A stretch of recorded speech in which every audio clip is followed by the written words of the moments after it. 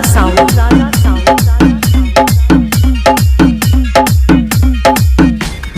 टोडरपुर ऊंचा हुआ बाजार। गोरे गलिया पर किस लहराएगा, कमरिया तो पना जब डगमगाएगा।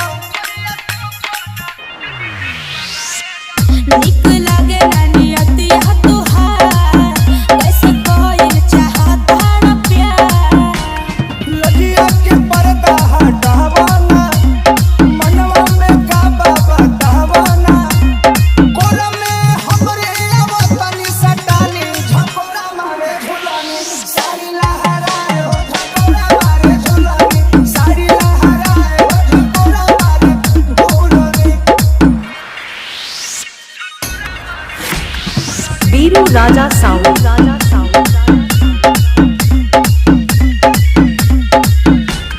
टोडरपुर ऊंचा हुआ बाजार। सुहाना मौसम बा गजब रवानी हो, फीलिंग बढ़ावे तो हर जवानी हो। ऐसन भइल बाटे पहली बार, बस में ना बजवनी हमार। काहे बाटे इतना दूरी हो, समझो हमार मजबूरी हो। प्रमोद महेंद्र के बात माना बबुल, झकोरा मारे झुलानी साड़ी लहराए हो, झकोरा मारे झुलानी साड़ी लहराए। डीजे बीरू राजा साउंड।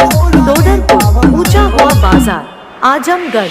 Mobile number 73 48 19 39 56।